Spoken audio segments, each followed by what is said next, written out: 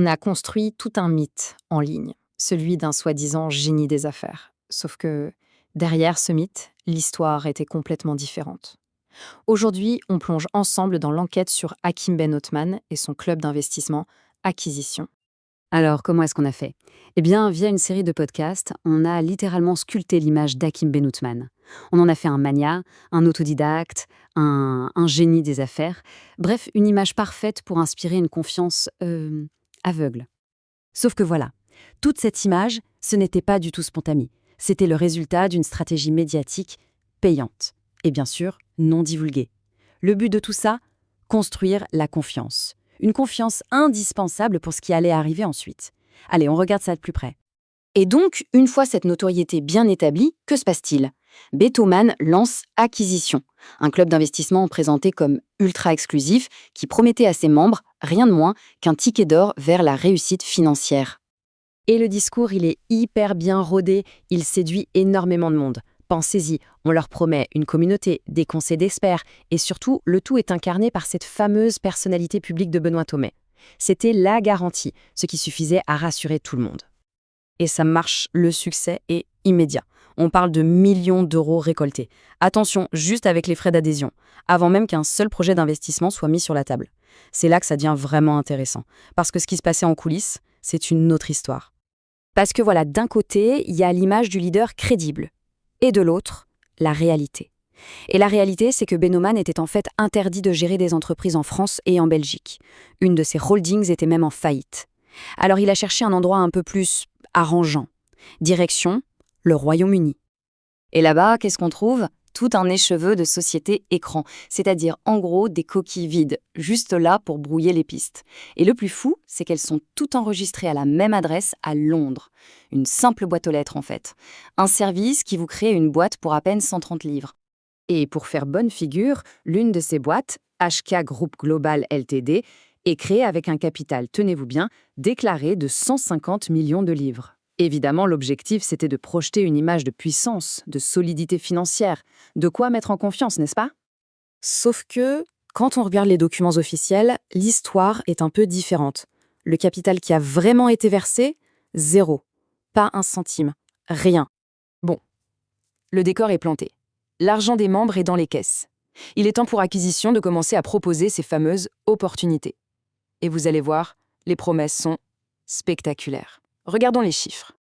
Ok, première offre sur la table. Et pas n'importe laquelle, une opportunité d'investir dans SpaceX. Oui, SpaceX, une des boîtes privées les plus chères du monde. Et le retour sur investissement promis? Accrochez-vous bien, 1 fois 50, un multiplicateur de 50. La question qu'il faut se poser, c'est, concrètement, qu'est-ce que ça veut dire un truc pareil? Eh bien, pour qu'un tel retour soit possible, il faudrait que la valorisation de SpaceX atteigne 20 000 milliards de dollars. Pour mettre ça en perspective, c'est plus du double de la valeur de tout le Nasdaq 100 réuni. Autant dire que les chiffres n'ont absolument aucun sens. Allez, on continue. Deuxième deal proposé aux membres, une participation dans une start-up d'intelligence artificielle, Perplexity. Une autre pépite de la tech, en pleine hype. Et là, la promesse est encore plus folle, à rendement de 65 fois la mise.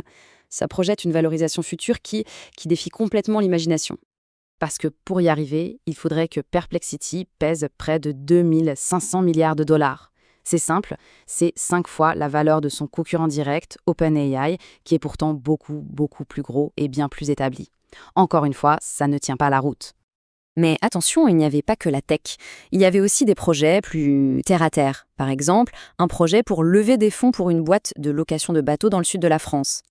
Et ce cas-là, il est parfait pour comprendre le système. On demande aux membres de réunir 450 000 € pour un bateau. Problème numéro 1, le bateau en valait à peine le tiers.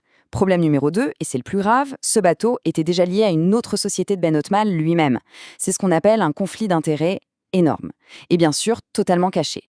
Donc on a des promesses irréalistes d'un côté, une structure complètement opaque de l'autre. Forcément, le château de cartes ne pouvait pas tenir éternellement. Et il a commencé à s'effondrer. Voyons comment.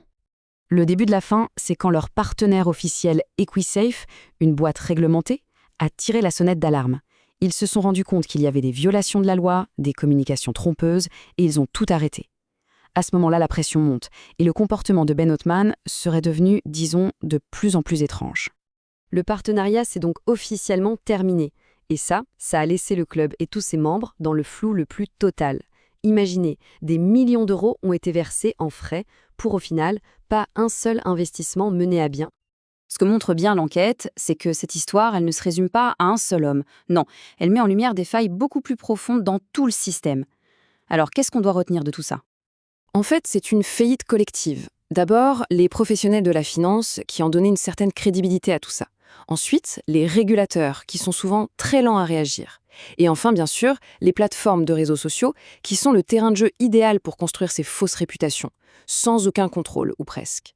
Tous ces maillons de la chaîne ont échoué à protéger les investisseurs. Au final, cette histoire, c'est un rappel assez brutal du fossé qui peut exister entre une belle histoire racontée en ligne et la dure réalité financière. Et ça nous laisse avec une question vraiment cruciale qui nous concerne tous.